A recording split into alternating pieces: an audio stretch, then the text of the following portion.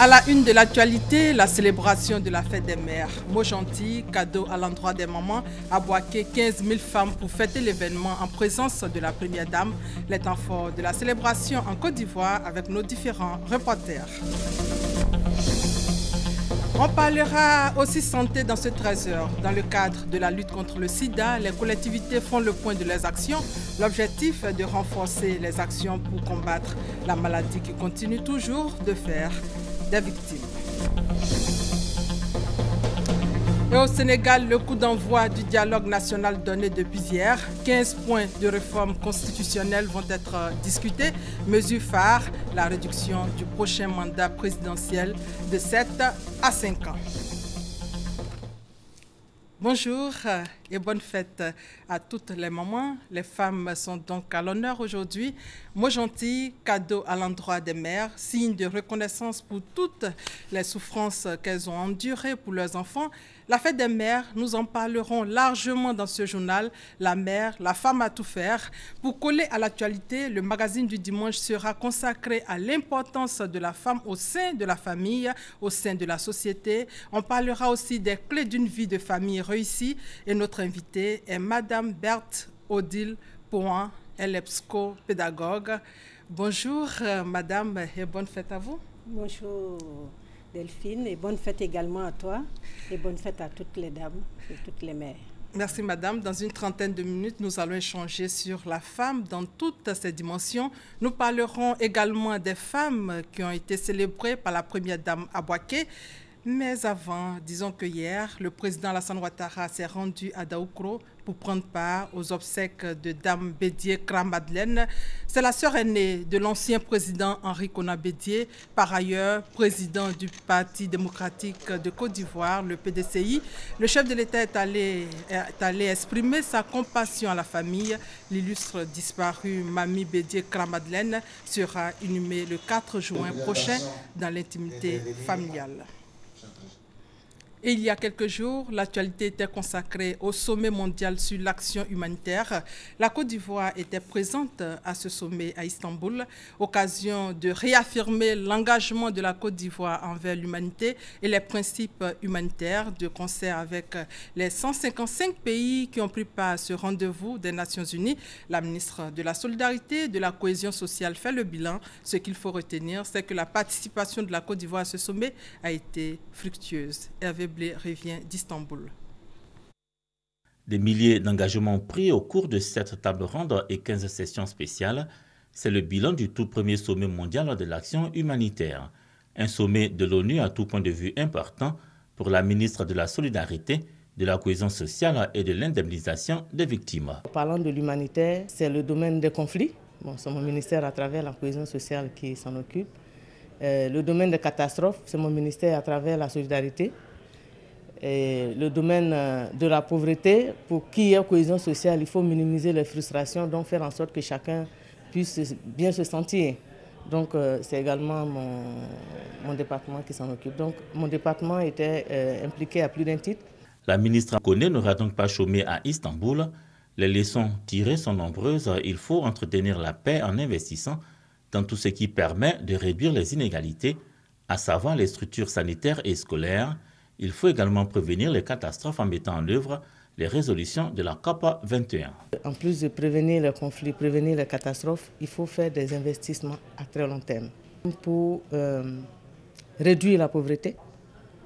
Parce que la pauvreté fait partie des choses qui provoquent des conflits, qui amènent les gens à se déplacer. Donc il faut faire des investissements durables, accompagné de beaucoup de structures sociales. Donc pour la Côte d'Ivoire, c'est la question de l'emploi, l'emploi jeune, la question des activités génératrices de revenus pour les femmes. La mutualisation des efforts pour répondre aux défis humanitaires est l'une des recommandations fortes du tout premier sommet mondial humanitaire. États, Organisation des Nations Unies, société civile, agences humanitaires, ONG et les communautés elles-mêmes sont appelées par Ban Ki-moon, le secrétaire général de l'ONU, à agir, la souffrance humaine ayant atteint un niveau inégalé depuis la Seconde Guerre mondiale. Et ici en Côte d'Ivoire, le conflit foncier frontalier entre des villages ivoiriens et maliens a des répercussions négatives sur le quotidien des populations des villages de Ouéli et de Gbegeni, deux villages de la région du Folon situés au nord-ouest de la Côte d'Ivoire. Pour trouver une solution à la crise, le Conseil régional a fait un don de 8 tonnes de riz aux victimes de cette crise vieille de 20 ans. Commentaire, Kwadjo Kwame. 244 familles sans champs de coton et de culture vivrière depuis juin 2015. Un cheptel de plus de 150 bœufs enlevés. Ce sont là les conséquences des conflits fonciers qui opposent les populations des villages de Ouéli et Gbegeni à celles des villages maliens. Ouéli et Gbegeni sont deux villages de la région du Folon, situés au nord-ouest de la Côte d'Ivoire. Les tensions se sont ravivées depuis fin 2016 suite à la mort de 2 fils de Ouéli et à l'enlèvement de 4 militaires ivoiriens relaxés quelques jours plus tard. Face à cette situation, le Conseil régional du Folon vient d'apporter un soutien en vivres à ces populations. C'est un don de 8 tonnes de riz, dont fait en marge de la session extraordinaire de cette institution décentralisée. Les conseillers régionaux, à l'unanimité, ont adopté la résolution pacifique de cette crise. Ils ont également décidé la mise en place de patrouilles mixtes dans la zone conflictuelle. Les populations victimes de ce conflit foncier frontalier appellent le gouvernement à matérialiser cette frontière avec le Mali dans un plus bref délai pour mettre fin à ce litige qui n'a que trop duré. Cissé Sendou, président du conseil régional du Folon, a pour sa part demandé la solidarité régionale, nationale et internationale pour un règlement définitif de la crise. Ce conflit foncier entre les différents peuples situés de part et d'autre de la frontière ivoiro-malienne est vieux de plus de 20 ans. Et cette tournée d'information du député Lamine Koné, il était en tournée justement et récemment dans sa circonscription Ouanénou pour entretenir les populations sur différents thèmes tels que le foncier rural et le développement de leur département, tournée ponctuée par des activités culturelles et sportives, nous dit Francis Boifo. Les conflits agriculteurs-éleveurs, la vente effrénée de terres, l'emploi des jeunes. Ce sont autant de préoccupations sur lesquelles le député Lamine Koné a voulu échanger avec les populations de Ouanénou et Kona dans la région du Bafing. À ces 3 problèmes, Lamine Koné propose une seule et même solution, le programme gouvernemental de délimitation des terrains villageois. Ce programme a l'avantage à terme de délivrer un certificat foncier à tout propriétaire de terrains villageois.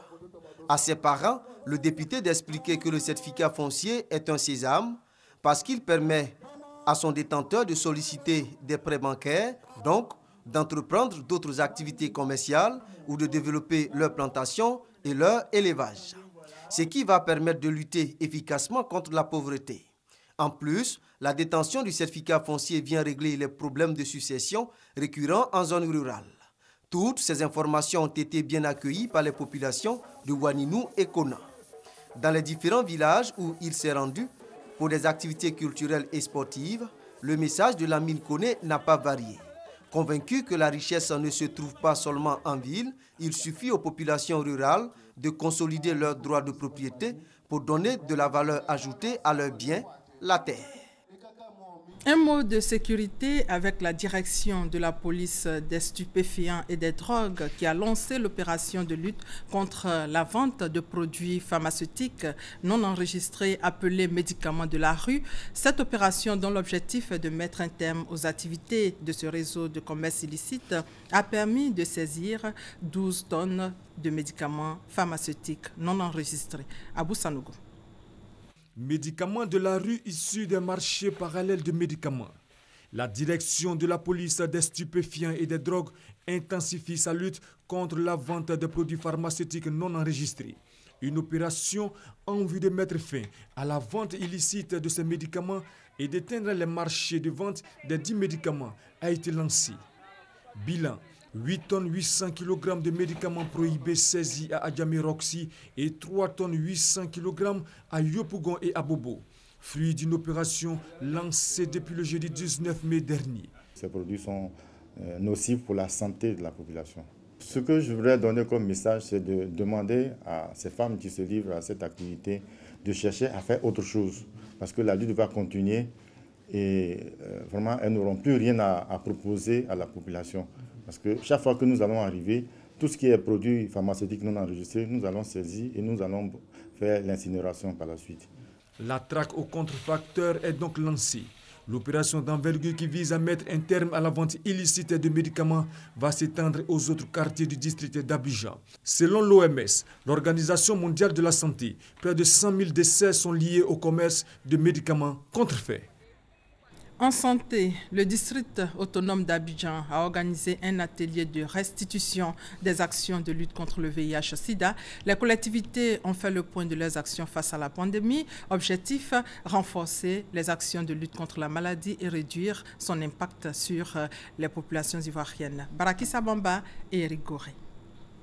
L'éradication du VIH-Sida dans la ville d'Abidjan, une des priorités du district autonome d'Abidjan. Pour ce faire, un atelier de restitution des actions de lutte sur le terrain est organisé. Il va donner des rudiments aux différents points focaux pour que ceux-ci soient plus efficaces sur le terrain. Ces actions du district d'Abidjan dans la lutte contre le VIH-Sida sont soutenues par les partenaires techniques.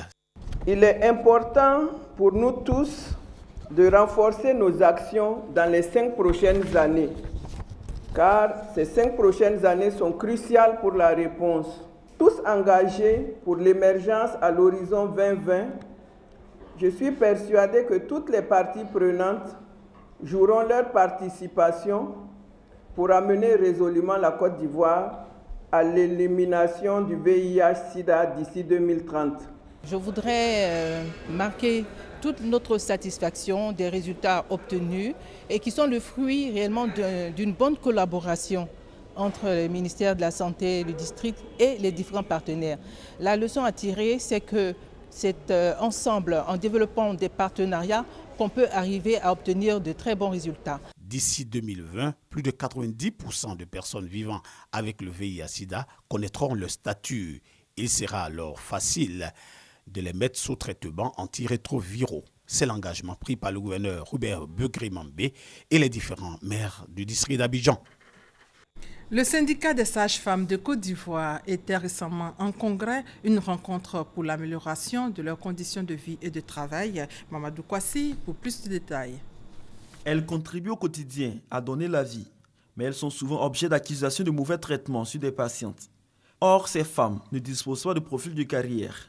Le profil de carrière donc de la sage-femme, ainsi que l'acquisition de primes de logement, ce sont entre autres les nouveaux combats du syndicat des sages-femmes de Côte d'Ivoire, une structure qui a vu le jour en 2007 pour la défense de leurs intérêts. Mieux, les sages-femmes de Côte d'Ivoire veulent voir leurs conditions de vie et de travail s'améliorer, et cela passe selon elles par la mise en œuvre de la couverture maladie universelle, un projet qu'elles s'engagent à accompagner dans l'intérêt général de la population. Au cours de leur deuxième congrès ordinaire, les sages-femmes de Côte d'Ivoire ont marqué leur volonté à soutenir le gouvernement pour la réalisation de ce projet. Un congrès qui a permis également de faire le toilettage des textes et de renouveler les instances, et ce à travers le thème « Une Côte d'Ivoire émergente » avec les sages-femmes à l'horizon 2020. Le président du conseil d'administration de la MINJFC, Mamadou Soro, et le représentant du ministre Albert Mabrou-Toakus, patron de ce congrès, ont salué les engagements des sages-femmes. Ils ont promis les accompagner dans leur lutte pour l'aboutissement de meilleures conditions de vie et de travail. Ce deuxième congrès ordinaire a vu la reconduction de Maïmouna Kangouté au poste de secrétaire général du syndicat national des sages-femmes de Côte d'Ivoire. Voilà, et aujourd'hui, la femme est à l'honneur. Votre magazine du dimanche est consacré à l'importance de la femme. Nous y reviendrons. Des actions de développement dans la région du Béké, 3 villages connectés au réseau électrique et des poses de première pierre du siège du conseil régional et du centre de secours d'urgence. On fait le point avec Iné Valère et Eric Goré. Niababli, Lidjan, Safamanoa, 3 villages de la sous-préfecture de Dapadou ont été connectés au réseau électrique au grand bonheur des populations. Philippe Légré, président du conseil régional du Goclé, est reconnaissant au chef de l'État. Le président Ouattara, le ministre Toukara et la Côte d'Ivoire Énergie. Quand nous allons demander, et c'est vers eux que je suis allé, j'ai demandé, on nous a donné. Il faut toujours et les saluer. Voici ce que je voulais vous dire. Donc les femmes, vous allez profiter vraiment pour faire votre commerce, les jeunes pour faire votre commerce qui est à la lumière maintenant. Cette opération d'électrification va toucher tous les villages de la région du Gouéclé, selon le président du conseil régional. Après la lumière, il y a eu la double cérémonie des poses des premières pierres du futur siège du Conseil régional et du centre de secours d'urgence. Le futur siège du Conseil régional du Guaclais sera construit sur un terrain d'un hectare et va coûter 300 millions de francs CFA.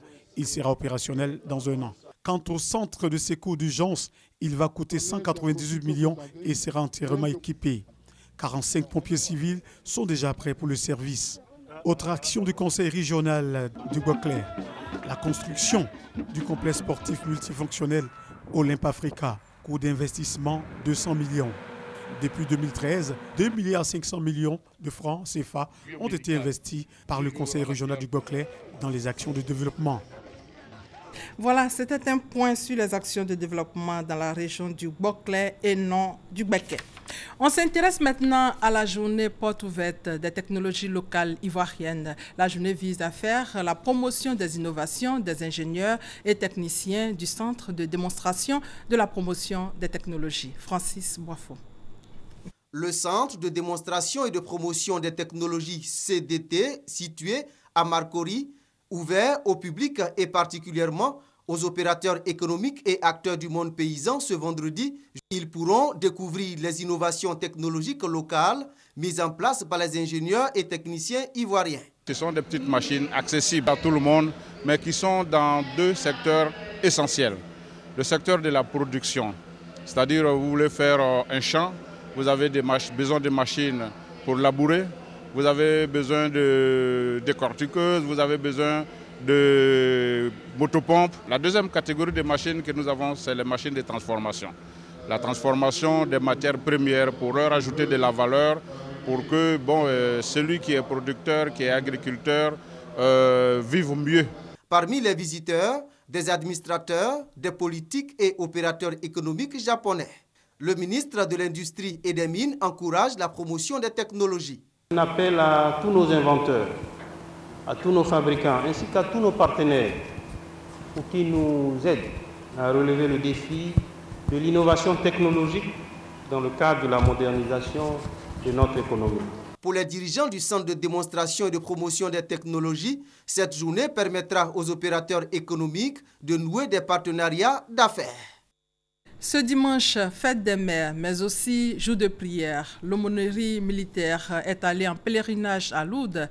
Ce rendez-vous annuel de militaires catholiques a vu la participation de plusieurs représentants des armées venus de 40 pays à travers le monde. Cette année, le ministre de la Défense, Alain Donwayi, est allé soutenir la délégation ivoirienne, faute d'une 60aine de personnes. Commentaire, Francis Boifo. Une bougie au pied de la Vierge Marie à la grotte de Massabielle. Chemin de croix, passage de la porte de miséricorde, défilé, cérémonie d'hommage au monument aux morts, des moments de prière. Par ces actions, les forces armées ivoiriennes, avec à leur tête le général de brigade Nicolas Kouakou, implorent la miséricorde de Dieu sur la Côte d'Ivoire. Nous sommes au 58e pèlerinage militaire international à Lourdes, en France. La Côte d'Ivoire est à sa 15e participation consécutive. Les pays africains viennent et la Côte d'Ivoire, c'est un cachet spécial, une forte représentation dans toutes ses dimensions. Que ce soit la garde au drapeau, la musique, les pèlerins, tout le monde participe et je crois que ça fait énormément plaisir. Maintenant, sur le plan spirituel, je crois que chacun a tiré un enseignement de ce qui a été dit. Le thème de l'année, sa porte vous est toujours ouverte. La miséricorde de Dieu n'a pas de limite. 40 pays participent à ce moment de prière. Au nombre des pèlerins, le ministre ivoirien de la Défense, Alain Richard Donwayi. Il a assisté à la cérémonie d'hommage aux soldats tombés pendant la Deuxième Guerre mondiale et participé à la messe de clôture célébrée par l'évêque aux armées, Monseigneur Luc Ravel. Après une semaine de prière, plus de 12 000 pèlerins regagnent leur pays respectif, soulagés d'avoir communié avec Dieu et prié pour la paix à travers le monde. Concernant l'actualité sportive, l'information a été donnée jeudi dernier. Le ministre ivoirien des Sports, François Amicha, a pris part aux rencontres internationales des grands événements sportifs. En marge de ces assises, François Amicha a rencontré le ministre français de la Jeunesse et des Sports. Au menu de cette rencontre, l'Euro 2016 et les Jeux de la francophonie en 2017 en Côte d'Ivoire. On fait le point avec Daniel Kouebi. Cette rencontre a été l'occasion pour le ministre François Amicha d'exposer sur la politique du sport du gouvernement ivoirien. Surtout, de présenter les atouts de la Côte d'Ivoire qui abritera les Jeux de la francophonie 2017, la CAN 2021 et la participation des Ivoiriens aux Jeux olympiques Rio 2016. Ce sont autant d'événements qui nécessitent la construction et la réhabilitation d'infrastructures sportives. Aussi, a-t-il été question de la réhabilitation de l'INJS, projet cher au gouvernement ivoirien qu'il a inscrit au programme national de développement. En marge de cette rencontre internationale, François Amicha a eu une audience avec son homologue français Patrick Caner, ministre français de la Ville, de la Jeunesse et des Sports, avec qui plusieurs sujets ont été évoqués. La Côte d'Ivoire s'honore d'avoir des qualifiés pour les Jeux olympiques de Rio. La Côte d'Ivoire compte faire bonne figure à ces JO, car il faut rappeler que c'est depuis Atlanta 1984, nous n'avons pas obtenu de médaille, nous ne sommes pas montés sur le podium. Et cette année, des chances de médaille existent. Je puis assurer nos amis ivoiriens de la mobilisation de la France pour accompagner naturellement la Côte d'Ivoire dans cet événement qui est majeur, où la France sera représentée par plusieurs centaines d'athlètes. Mais nous avons parlé aussi d'un autre événement qui se déroule en France dans quelques semaines, l'Euro 2016. Une délégation ivoirienne sera à l'Euro 2016 pour vérifier les conditions de sécurité afin de parfaire l'organisation des grands événements sportifs en Côte d'Ivoire. Au Sénégal, le dialogue national proposé par le président Macky Sall a débuté comme prévu hier, 2 mois après le oui au référendum constitutionnel. 15 points de réforme constitutionnelle vont être discutés. Mesure phare, la réduction du prochain mandat présidentiel de 7 à 5 ans. De nombreux partis politiques ont décliné l'invitation à débattre. Le principal parti de l'opposition, le PDS d'Abdoulaye Wade, a lui fait volte-face à la dernière minute pour annoncer sa participation aux discussions. À 13h21, parlons maintenant de ce qui fait l'actualité ce dimanche, la fête des mères. Célébration aujourd'hui, mais déjà hier, la première dame était aux côtés des femmes du Gbeke. 15 000 femmes de toutes les associations et de tous les villages de la région se sont mobilisées pour faire la fête. Elles ont reçu des milliers de pagnes et dans le cadre du FAFSI, le Fonds d'aide aux femmes de Côte d'Ivoire, 150 millions leur ont été remis, ce qui s'ajoute aux 531 millions de francs CFA du FAFSI déjà remis aux femmes de Gbeke par Dominique Ouattara pour la réalisation de leur micro-projet. Ce sont plus de 182 millions qui ont été offerts aux différentes couches de la population. Les temps forts avec Viviane Aïmé.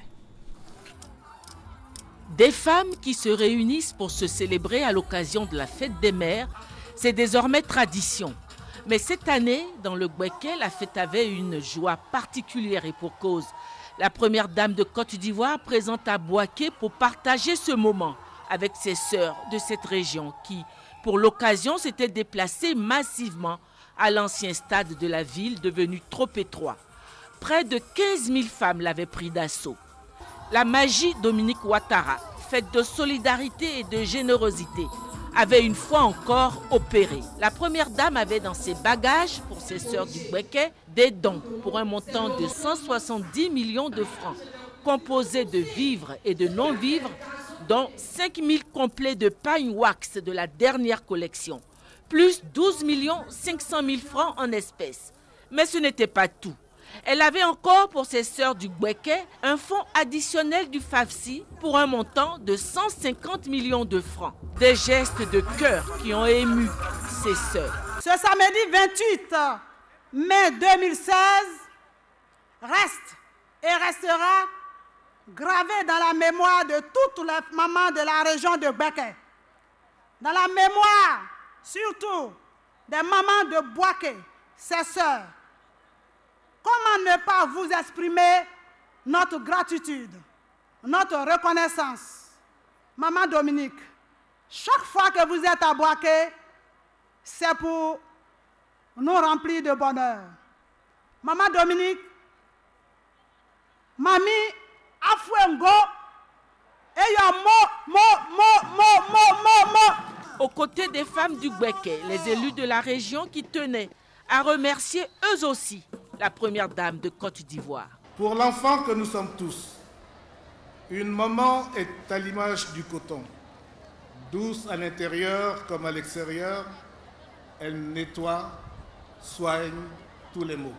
Comme l'écrivait Gastaldi, une maman est semblable à une rose qui ne se fane jamais. Par ma voix, les femmes et les populations des départements de Béoumi, Sakassou et Botro se joignent à celles de Bouaké commune, Bouaké sous-préfecture, Djebonois et Brobo pour vous exprimer leur joie de vous recevoir dans le Gbeke et vous dire merci.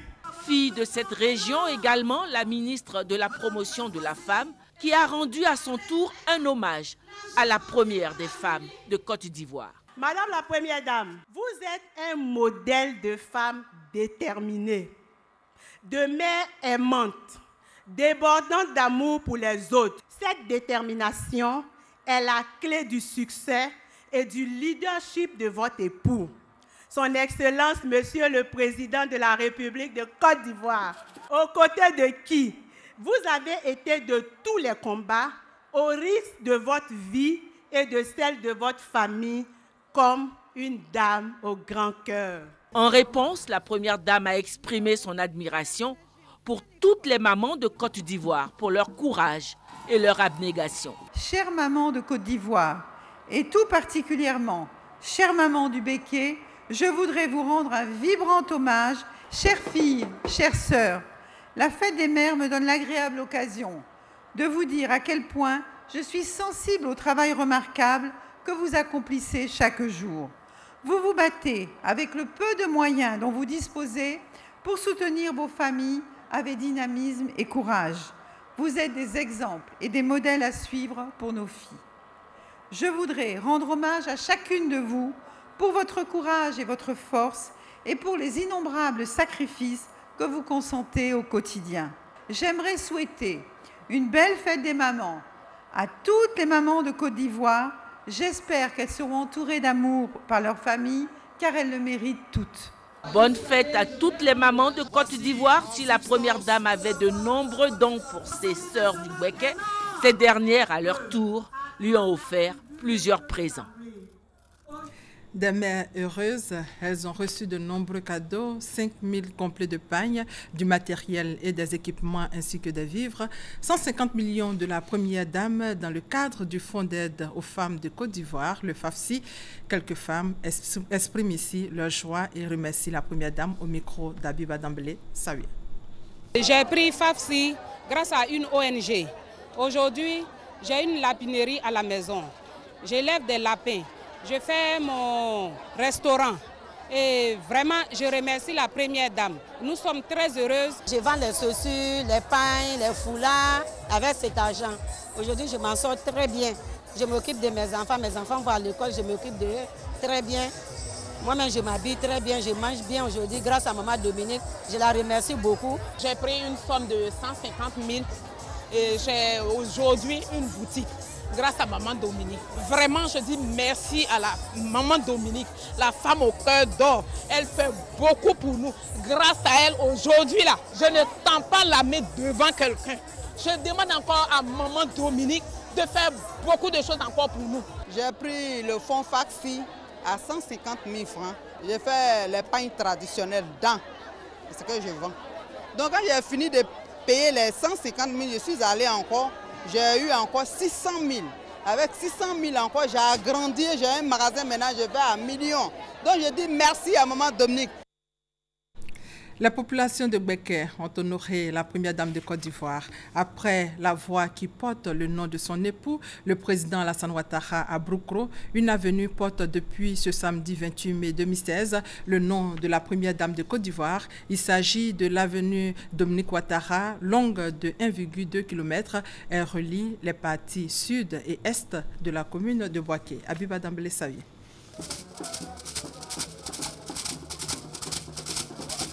Une grande surprise attendait la première dame de Côte d'Ivoire, Dominique Ouattara, à son arrivée à Bouaké ce samedi 28 mai 2016. C'est l'inauguration d'une avenue qui porte son nom, l'avenue Dominique Ouattara. C'est le cadeau des populations d'Igbeke à la première dame, avec à leur tête le président du conseil régional, Jean Kwasi Abonois, et le maire de Bouaké, Nicolas Djibo. Un geste, selon le maire, pour marquer d'une pierre blanche la constante générosité de la colombe de la paix et de l'espérance.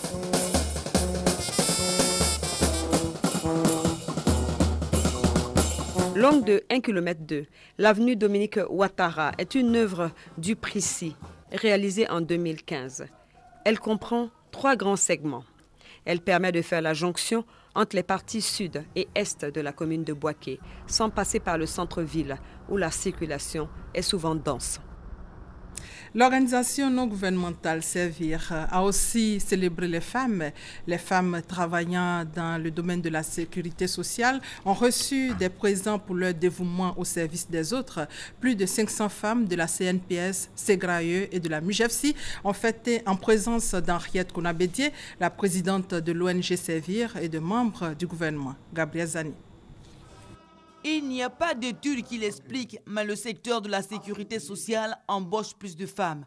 Peut-être parce qu'elles sont plus à l'écoute des autres et inclinent à l'assistance. Les femmes des structures sous tutelle du ministère de l'Emploi et de la Protection sociale ont été célébrées par l'organisation non gouvernementale Servir. Elle a choisi de nous mettre à l'honneur, nous les dames qui travaillons généralement dans le social, et nous en sommes véritablement honorés et nous tâcherons de suivre son exemple. Aujourd'hui, célébrer la femme est un acte fort que nos responsables sociaux posent envers nous pour nous encourager pour toutes les actions que nous menons pour leur permettre d'atteindre leurs objectifs. Pour la ministre de la Promotion de la Femme, la célébration des femmes des structures de sécurité sociale est le lieu de saluer leur dévouement à la cause des retraités et aux questions humanitaires. Ce n'est que la femme qui peut s'investir durablement pour le développement humain. La participation des femmes aux postes nominatifs, mais surtout aux postes électifs. C'est à cette seule condition, chère maman, qu'elles pourront faire entendre leur voix. Une cérémonie qui invite aussi les uns et les autres à s'identifier à ces femmes du social, surtout dans ce contexte socio-économique difficile. La fête des mères est l'occasion privilégiée de nous rappeler les vertus qu'incarne la mère.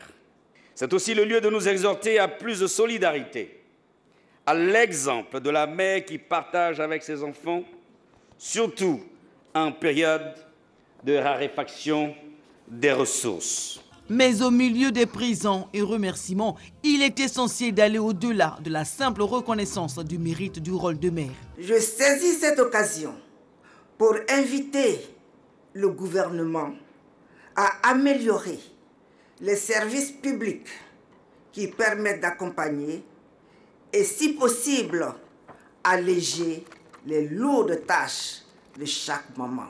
Il est indispensable qu'une femme puisse être mère, mais aussi citoyenne, salariée, responsable associative, élue. La coutume de dédier un jour de l'année à la célébration de la femme ne doit pas occulter la réflexion sur les questions cruciales, en particulier la pauvreté qui obstrue le chemin de bien des femmes.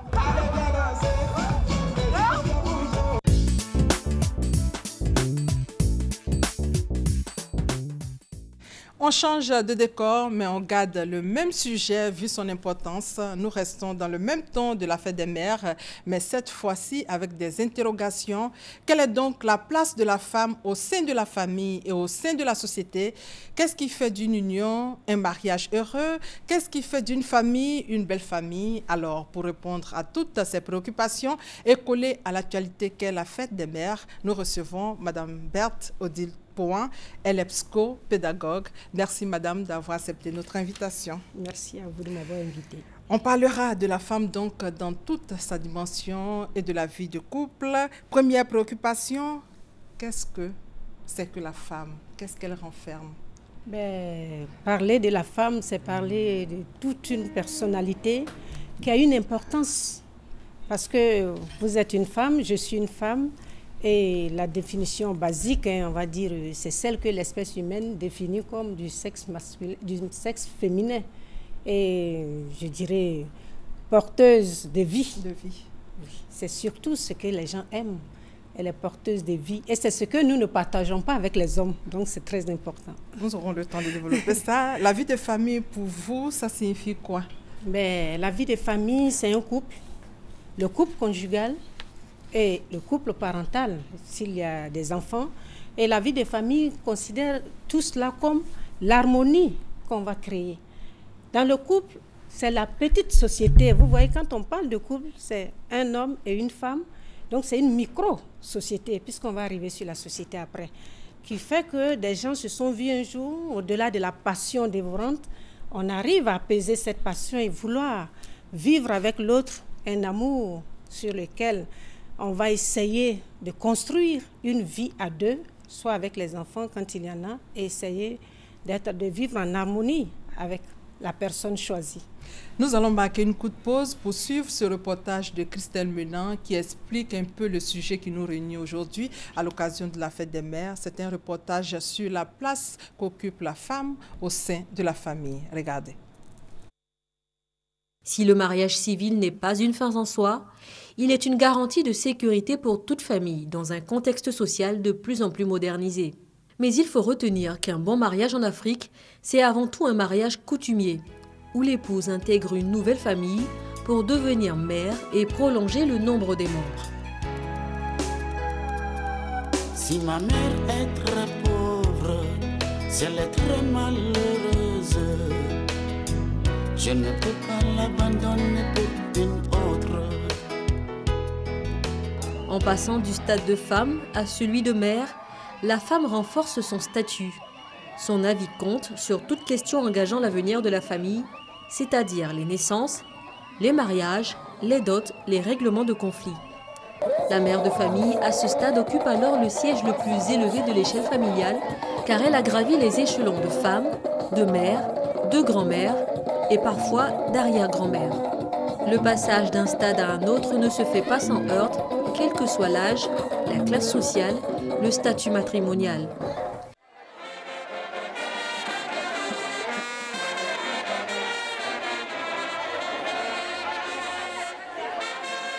Aujourd'hui, en Côte d'Ivoire, les femmes ont, grâce aux nombreuses lois, les mêmes droits que les hommes, accédant théoriquement aux mêmes fonctions et positions dans tous les secteurs d'activité. Si traditionnellement, l'Africain ne pouvait pas concevoir un mariage sans enfants, les lignes ont beaucoup bougé avec l'évolution des mentalités, rendant beaucoup plus supportable et souple la pénible vie des femmes non encore mères, car n'ayant pas encore procréé. Madame Point, il n'existe aucun couple sans problème. Vous confirmez? Je confirme, parce que nous sommes quand même dans une relation interpersonnelle avec ce qu'il y a comme crise, avec ce qu'il y a comme problème à régler. Donc on ne peut pas dire qu'il y a le couple rêvé et il y a le couple réel. Le couple idéal dans lequel on pense que tout est rose. Maintenant, dans le quotidien, dans la pratique de tous les jours, on est quand même des humains. Avec nos défauts, on vient dans la relation avec nos défauts, avec notre caractère, notre éducation. Donc, il y a toujours l'obligation qu'il y ait quand même, de temps en temps, des travers sur ce qu'on a envie de faire. On ne s'entendra pas, sinon l'autre devient notre clown. Quels sont les cas que vous recevez le plus souvent? Quand on fait les écoutes, il y a le problème de la sexualité, il y a le problème de la communication, il y a le problème de l'éducation des enfants, et puis il y a les problèmes financiers qui montrent beaucoup de divergences à ce niveau. Et c'est ce qui fait l'humain. Voilà. Quel est le cas le plus fréquent? Les gens vous parleront de la communication, mais qui chapeautent tout. Chapeautent tout. Voilà.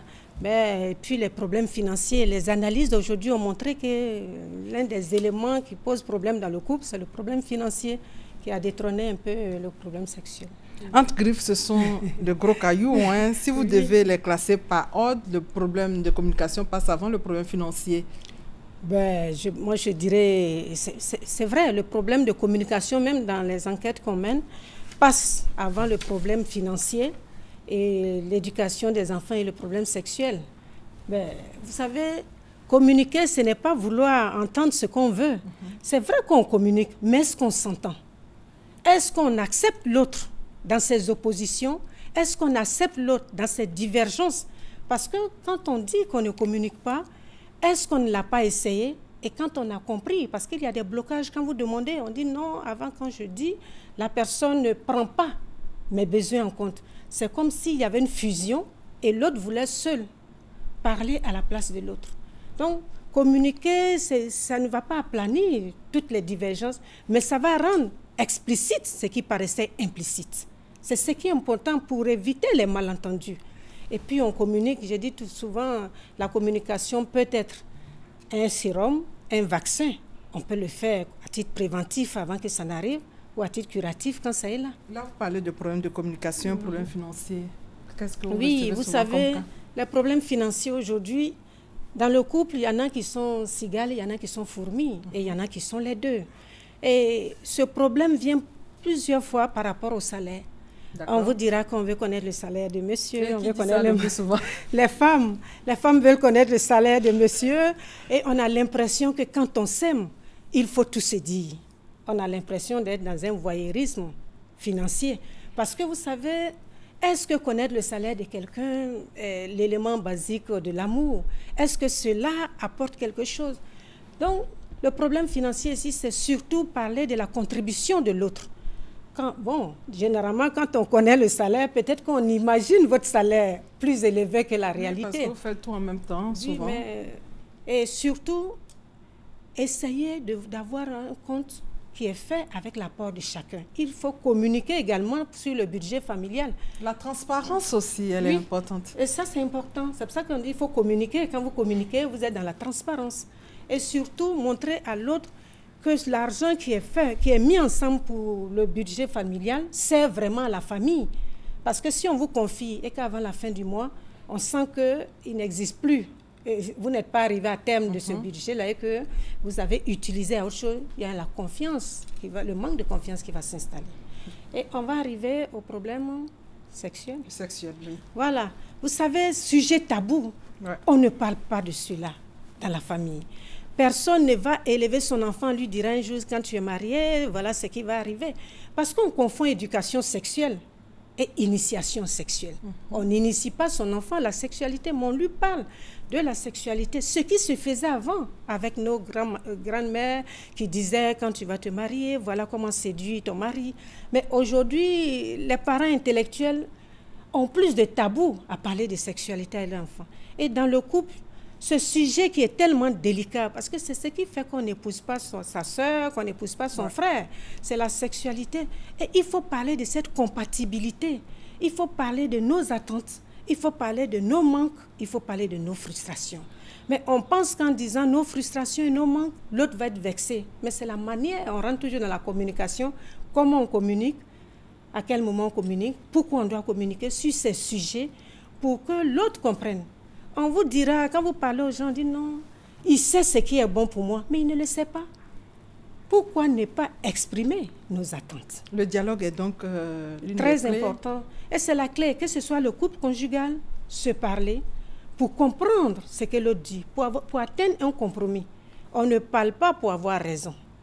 Et également avec les enfants, on discute avec nos enfants pour savoir quels sont leurs besoins. Surtout leur éducation. Voilà, c'est là où il y a le problème entre parents. Qui doit éduquer Mais vous voyez, c'est pour ça que je dis la femme, je rends hommage à toutes les mères. La femme n'a pas changé de statut. Elle a ajouté un statut de femme active à son statut de mère et d'épouse. Donc voilà 3 statuts. Si on regarde, on dit non, les femmes, mais quand elles sont parties de la maison, les hommes ne sont pas revenus pour les remplacer. Donc, ce manque-là fait aujourd'hui que l'éducation des enfants va à volo. Et surtout, comprendre également que l'éducation des enfants est le fait des 2 parents. Vous savez, moi, je peux être autoritariste, l'autre dans le style laisser aller. Mais il faut que les parents soient honnêtes. Quand on s'est entendu, même quand l'autre est absent, il faut rappeler l'interdit. Ton père avait dit que tu ne devais pas faire ça. Même s'il est absent, tu ne dois pas le faire. Il faut aussi que les parents soient des exemples. Les modèles parentaux. Les modèles. Très bien. Voilà, parce que l'enfant copie un modèle. Quand vous êtes violent, vous dites à votre enfant, de la manière je bats ta mère, chaque fois que dans la vie tu auras un problème, il faut te battre. C'est pour ça que quand on dit de ne pas frapper, on dit non, mais c'est parce que c'est un modèle, c'est une transmission, c'est comme un héritage que vous donnez à votre enfant pour régler des problèmes dans sa vie. Et c'est ce qui pose problème. Si les parents s'aiment, que les enfants voient des modèles, mais ils ont envie de se marier. Mais il y a des parents qui font qu'aujourd'hui, les enfants n'ont même pas envie de se marier, tellement ils ont vu la violence conjugale à l'extrême. Donc vous comprenez que quand on est parent, on n'a plus les mêmes comportements que quand il n'y avait pas d'enfants. Si tous ces points sont bien gérés, on parle d'harmonie et d'équilibre dans le couple. Si ce n'est pas le cas, qu'est-ce que vous proposez comme solution, madame? C'est bien dit. Quand c'est bien géré, on parle d'équilibre et de sécurité pour les enfants. Un milieu sécurisant pour un enfant, un milieu dans lequel il va bien se développer. Mais maintenant, si cela n'est pas bien mené, comme on le dit, on revient toujours à cela, la volonté de réussir mon couple. Parce qu'il ne faut pas dire, si ça ne marche pas, je m'en vais. La crise est salvatrice. Quand on ne s'entend pas, on essaie d'aplanir, de chercher qu'est-ce qui ne marche pas. La première question, c'est de comprendre qu'est-ce qui ne va pas. Et surtout, de chercher ma part des responsabilités. Il n'y a ni un seul qui est blanc ou un seul qui est noir. Chacun a sa part. Et si j'identifie la part, on essaie de discuter pour voir où est-ce qu'il y a le problème. Madame Pabouyan, le temps avance. On a parlé de la place de la femme au sein de la famille et maintenant nous allons parler de la place de la femme au sein de la société. Elle est éducatrice. Est-ce qu'aujourd'hui, vous l'avez dit tout à l'heure, est-ce qu'elle a changé véritablement de statut? Vous savez, c'est là que j'ai dit que la famille est une micro-société. Donc quand vous éduquez, ce sont les personnes éduquées dans une famille qui constituent la société dans un pays. Les diverses femmes. Donc, quand la femme, dans cette société-là, aujourd'hui, on dit elle est éducatrice, mais moi, je prends simplement même le phénomène qu'on a des microbes, tout ça. Quand la mère est partie de la maison, qui l'a remplacée? Les microbes, c'est peu trop dit, des ex-délinquants. Des ex-délinquants. Voilà. Donc, de ce dont on parle maintenant. Donc, c'est pour montrer son rôle important, parce que quand elle n'était pas active dehors, on ne voyait pas cela. On dit, mais qu'est-ce qu'elles font? Les femmes font rien, elles sont là. Donc aujourd'hui, elle a ajouté un statut de femme active à son rôle. Elle n'est plus seulement mère et épouse, mais elle est pourvoyeuse des devises pour aider la famille. Mais quand vous partez et que vous n'êtes pas là, vous rentrez tardivement. Est-ce que la société, au niveau du travail, a pensé à une organisation pour les femmes? Les femmes sont venues travailler dans un monde d'hommes, de travail d'hommes, avec les horreurs, les missions. Mais quand une femme a un enfant, le stress n'est pas seulement professionnel. Le stress est familial. Quand tu as un bébé à la maison et que tu es au travail. Donc vous comprenez que l'organisation même du travail ne favorise pas la femme dans son épanouissement. Qu'est-ce qu'il faut? Mais il faut une nouvelle organisation. Merci, madame. Merci, madame Berthe Odile Pouan, d'être venue apporter votre contribution à la célébration de la fête des mères en nous donnant les clés d'une vie de famille réussie. Je rappelle que vous êtes psychopédagogue. Merci d'être venue sur notre plateau. Merci à vous aussi. Merci à la rédaction chargée des magazines pour le sujet du jour qui met l'accent sur la vie de famille. Bonne fête à tous et merci de votre fidélité.